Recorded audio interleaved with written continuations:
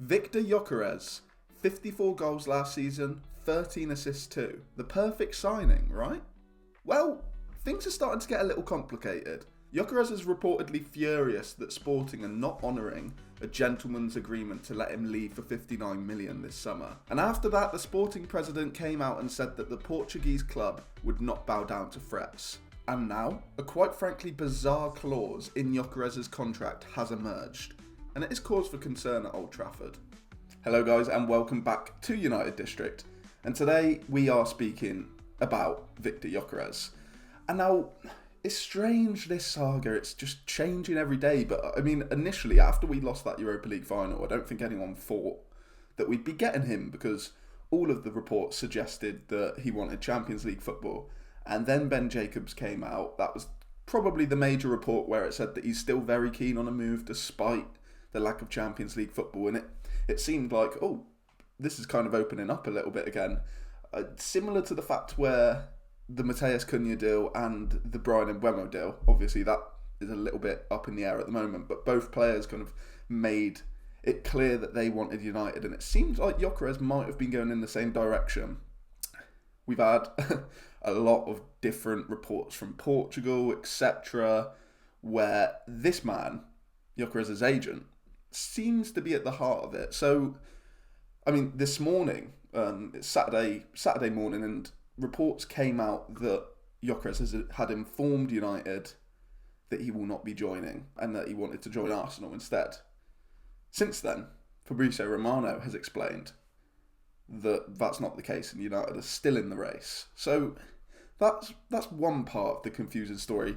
Obviously, we've all heard the rumours about how the gentleman's agreement of Gyökeres being able to leave Sporting for just 59 million instead of his release clause, which is quite a bit higher than that, has been broken or something along those lines. Gyökeres was angry, and then the president of Sporting came out and fired back. He basically came out and said that yes, while Sporting agreed with Gyökeres and his agent to not sell him this summer for 85 million on his release clause, they didn't set a price. Obviously, from Gyökeres' camp, it says that 59 million was agreed. They'd sell him for that price. The president said, no, that's not true.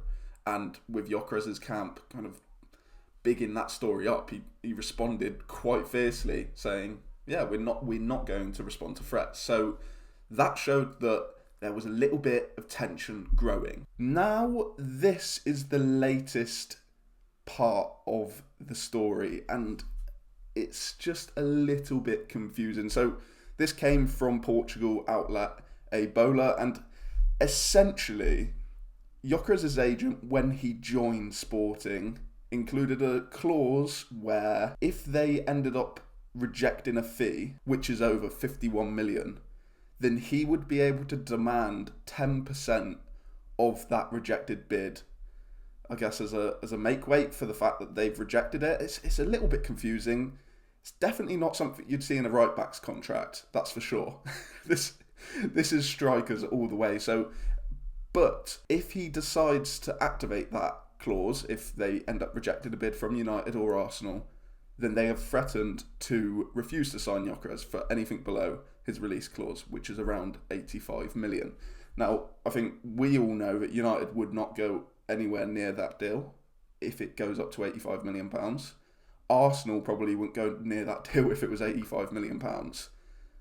And it comes back to these two guys. So obviously Jason Wilcox, the new director of football, Omar Barada running things as CEO. They have seemed to make clear, a lot of reports have seemed to make clear that while United have their favoured targets, etc., they don't want to get taken for mugs. And that seems to be something that's happening in the Mbeumo case at the moment, that they don't want to almost take the bait of this Spurs approach and just offer loads of money. They want to be careful. That could easily backfire. But it seems like they've got to be careful of this Gyökeres deal, because there's no question that this guy's a really good striker. I mean, he might be overrated by some, underrated by others, but he's scored over 50 goals across the last year. So he's a good striker. and he would improve United. And that's not necessarily to say that United are going to have a clause like this inserted in the contract, because they probably wouldn't accept. But we all know how impactful an agent who can be a little bit odd. I mean, we're all speaking about Viktor Osimhen, the other Victor, and one of the biggest red flags about him seems to be that his entourage or his agents, etc., they all just seem a little bit mental. Like, they're going to Galatasaray, they're rejecting huge bids from Saudi, despite him being in talks with Saudi for like 2 years almost. They're demanding huge wages, they're refusing to have those wages knocked down if the team don't get into the Champions League, etc., despite that being across the board in most teams' squads. So people were saying that's a red flag, and rightfully so. That is, Viktor Osimhen is a great striker. He is even more guaranteed than Gyökeres as a success.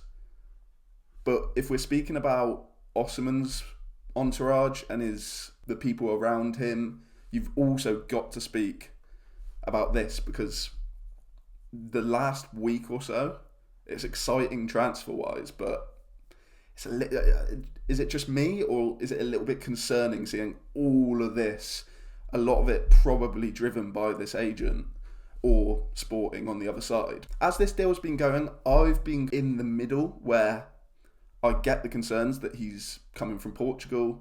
He's only really done it in Portugal and the Championship, and it's a big step up.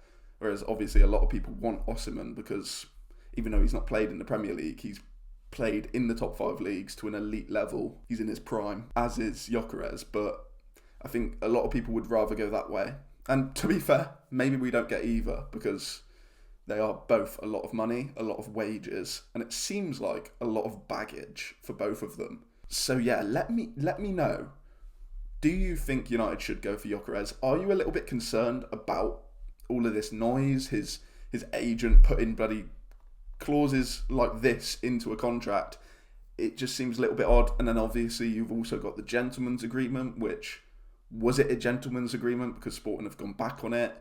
It seems to be maybe miscommunication. One side might be lying. We don't know the whole story, but I am definitely a little bit concerned about this. Not entirely sure where this story will go. United don't really have many other options, at least as going by reports, in their sights.